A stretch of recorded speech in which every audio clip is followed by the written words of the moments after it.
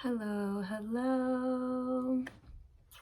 Hi guys. So this video is going to be a little different than some of the other videos that I've put out in the past. Some of the other videos that I've put out, the other videos that I've put out have all been ASMR, but this is not going to be ASMR. So if you're here for that, I apologize. I will be doing some of those videos in the future. But this video is going to be a health vlog. I am going through epilepsy treatments and basically I'm not seeing a whole lot of content out there of folks who are going through the same thing or have gone through the same thing. So I figured, since I couldn't find it, I want to put it out there so that folks don't feel as lonely and maybe fearful as I did and I currently do. So let's talk. My name is Van. If you're new to my channel, I am 29 years old. I was diagnosed with epilepsy in 2018. So I was about 22, 23. I had my first seizure in a Rite Aid pharmacy. Was picking up some anti-anxiety medication and boom, hit the floor. That's the last thing I remember is waking up in the hospital. So that was my first seizure.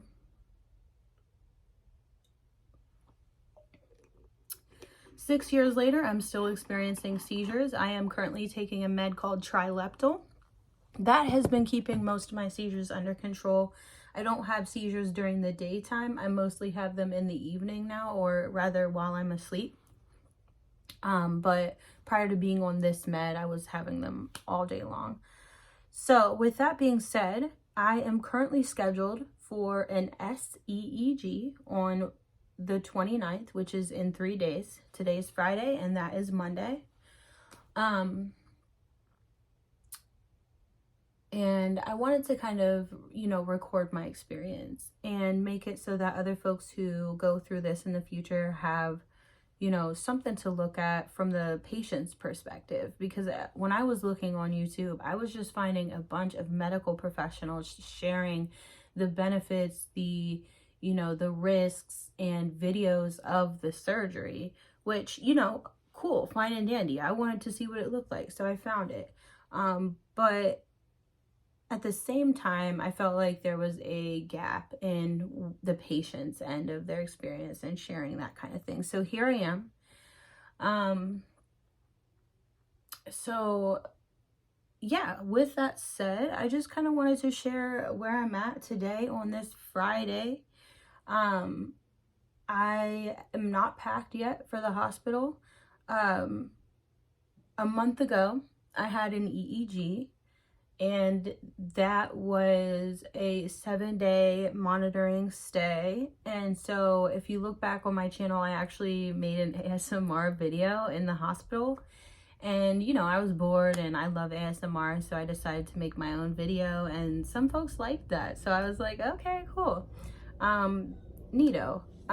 So yeah, that I was in the monitoring unit. That's a train.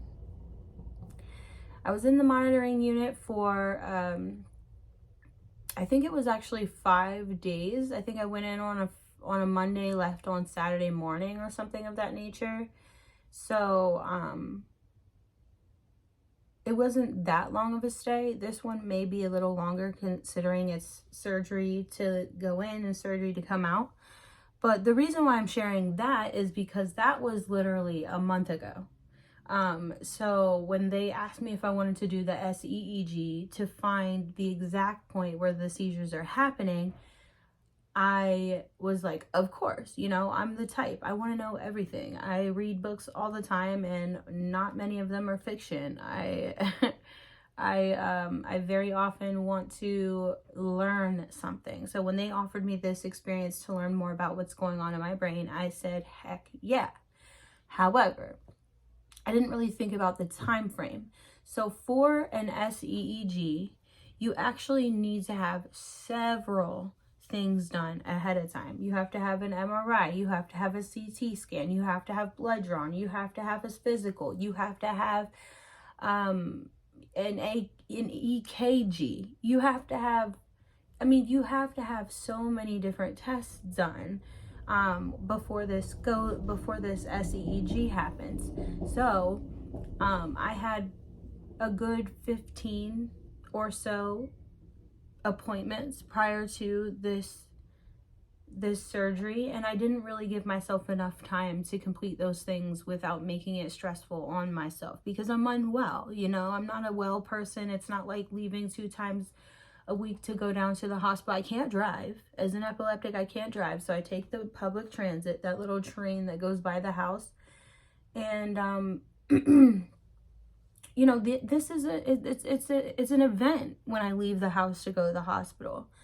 And some of those days I can't even travel around the hospital. Someone has to push me because I'm having seizures the whole time. So anyways, I feel like if I were to give any advice to folks who are thinking about an SEEG, I would just say give yourself enough time to get the things done that they're going to need beforehand. Don't let them schedule it a month after you just get out inpatient. It's just, there's so many things that need to be done. And if I were to do it again, I would allow myself some more time.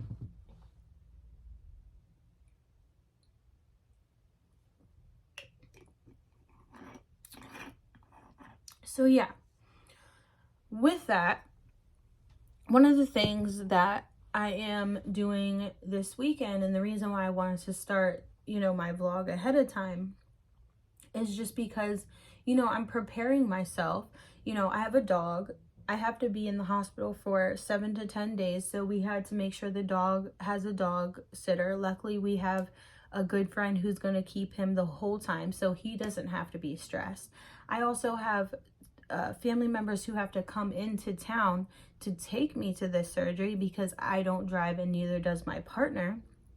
And so they, you know, and obviously my family member wants to be here to support me. That's, you know, duh. But it's just like, it's not just you going down, and it's a surgery, you know. So when I gave myself only 30 days to prepare for this, I just really didn't think on that. So this weekend, my grandmother's going to be coming into town to make sure that she's here for the surgery and here to support the first day or two while I'm in the hospital. Excuse me.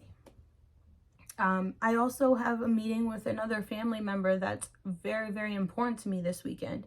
And so, you know, that's neither here nor there, but it's also very valid to my experience this weekend and why things leading up to the surgery are difficult. And also, I haven't packed yet for the hospital. And so that's another reason why I'm making this video, is because I wanted to talk more about packing for an SEEG. I had my EEG and I was there for about 5 days. And so when I was there, I took like a pair of sweatpants, I think 2 pairs of sweatpants and a pair of leggings. And I very much regret taking the leggings because you're sitting in your bed all day long. You do not want to feel confined in fabric that is sticking to your body, because you're not up walking around and feeling free already. You're confined already to the bed space. So to have, you know, fabric that is restrictive, even if it's soft, like, you know, most of our leggings are, it still can make you feel very restricted and more uncomfortable than it already is sitting in a bed for 24 hours. Another thing that was important to me, and the reason why I'm not packed, you know, to show you what I'm taking, is because I'm doing some laundry. But the other thing that was important to me is to make this day as comfortable as possible. So they had mentioned in some of the other vlogs that I've seen, and also my doctor had mentioned that, you know, you'll be a little bit sore around your jaw because there will be some pins, not pins, but the electrodes will be entered in my skull right around this area. And your jaw, you know, you got that opening and closing right there around the ear space and above the ears. So if they're going to be putting things in that area where your jaw is, it's going to be sore and it's going to be hard to open your mouth without any pain. And so if you watch some of the other videos, these ladies are talking while they are in pain. And so that inspired me, one, but also my partner went out and got me this cute little cooler slash refrigerator. So, oh my gosh. See, this is something that, you know, not to be like super materialistic, but I love the look and aesthetic of the Frigidaire fridges. And my partner, this isn't something we talked about. My partner surprised me with this. So it's even more like, it brings me even more joy that he went out and did this for me, because I really love the Frigidaire aesthetic. In the future, I would love to have one of their vintage fridges and in my future dream house. This is a beautiful color. It is so cute. It's got a strap. I can wear it as a purse, okay? But not just that, it plugs in so it can keep things cool. And so what I'm taking with me is some applesauces, some Jellos, little of those like squeezy smoothie packs. And I'm gonna take a bunch of things that are non-solid foods. I also got some Ensures like Thin Mints stuff. But either way, I'm gonna take a bunch of stuff with me that is gonna be less painful to eat and snack on, and that is just going to make my stay less uncomfortable. And just this little box, it's so cute. I love it, love it, love it. It just is gonna bring a smile to my face when I'm using it. And that is just, it's just another way to make the hospital stay less hellish. Excuse my language. Another thing that I'm gonna be taking with me, and my partner also got me this, is this switch. I have a couple games on and I get lost in this already, okay? I was never like a huge video game person, but since I've been sick and I can really not do much some days, I have gotten into Animal Crossing. So I got myself I got myself started on an island. My partner got me this beautiful Switch and I play on that thing for hours a day. So I think that a game is really, really going to help you pass the time if you have the option. I also talked to one of the nurses on the phone, and she said that she's had folks bring in their game system that hooks up to the television. Like, she's had folks bring in, I think she said an Xbox. If I'm not mistaken, she said an Xbox, and she said they can hook that up to the TV. So maybe if you talk to your doctor, you can take your Xbox or whatever. I'm also going to be taking my iPad, my computer. My iPad I use for digital journaling and drawing. My computer I watched YouTube on, and I love Shrek. As you can tell, here's my Shrek bag. So I watched YouTube and Shrek, and and you know, I just take as many things as you can to entertain yourself, because it's boring. And the nurses don't have a whole lot of time to talk to you because there are other patients that are in need while you're there. Yeah. So yeah, I have a lot of thoughts. I'm hopeful. Here's the thing. I'm very hopeful.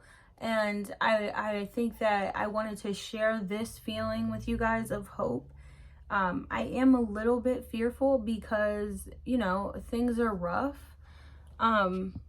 in surgery and stuff like that. And it's going to be painful, and it's going to be kind of lonely because I don't have a whole lot of friends who are not working during the day who can come and see me. You know what I mean? These folks work their jobs like normal folks do. So yeah, I'm a little bit nervous that it's going to be unenjoyable to the point where I'm going to be having a really hard time. but I'm not nervous that anything's gonna go wrong in my surgeries. I feel like things are gonna be just fine, and so that makes me feel really good. Yeah, and I just kind of want to share that hope with you. If you're gonna be experiencing this, or if you have somebody who you love is gonna be experiencing this, share this video with them. And I'm gonna keep updating folks. Once I get to the Monday, I'll go ahead and make another video. But yeah, thanks for watching, and I'll see you next time. Bye.